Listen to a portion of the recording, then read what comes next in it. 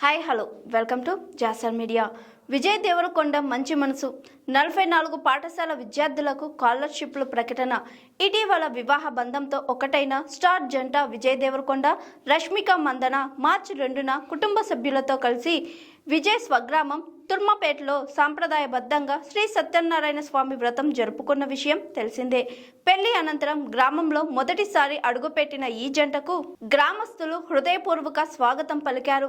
వ్రతం అనంతరం స్థానిక ప్రజలందరికీ విజయ్ కుటుంబ సభ్యులు ప్రత్యేకంగా పెళ్లి విందు ఏర్పాటు చేశారు. పెద్ద ఎత్తున గ్రామస్తులు హాజరై నూతన దంపతులను ఆశీర్వదించారు. సాదాసీదా వాతావరణంలో కుటుంబ సభ్యులు, బంధువుల మధ్య జరిగిన ఈ కార్యక్రమం ఆత్మీయతతో నిండిపోయింది. ఈ సందర్భంగా గ్రామస్తులతో మాట్లాడిన విజయ్ దేవరకొండ భావోద్వేగంగా స్పందించారు. సొంత ఊరిలో పెళ్లి వేడుకలు జరుపుకోవడం చాలా ఆనందంగా ఉంది. మా జంటకు ఆశీస్సులు అందించిన ప్రతి ఒక్కరికి కృతజ్ఞతలు. మా గ్రామానికి మంచి పనులు చేయాలన్నదే చాలా రోజుల కోరిక. ఒక్కొక్కటిగా ఆ పనులను పూర్తి చేస్తూ ముందుకు వెళ్తున్నాం.